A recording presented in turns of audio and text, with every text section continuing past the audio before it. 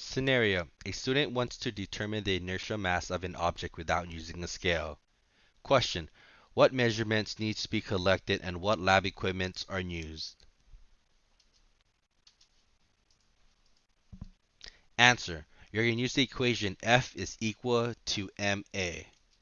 The measurement of force and acceleration would be needed to be measured. A force gauge, force probe, or spring scale can be measured to find force. A motion detector can record the velocity, and you can find the acceleration, which can be calculated from the velocity using time. The next question: what should the student graph?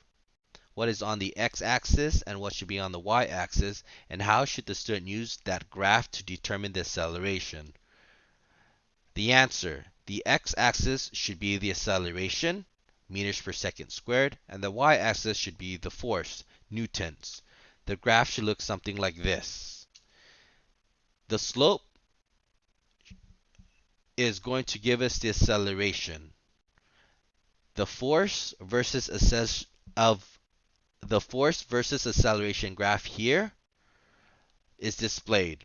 If you look at the slope, which is delta y over delta x, which is the change in the y-axis divided by the change in the x-axis. If you look at the slope, you should see that it is the acceleration because F is the delta y and m is the delta x. So here, the slope here is the acceleration of the system.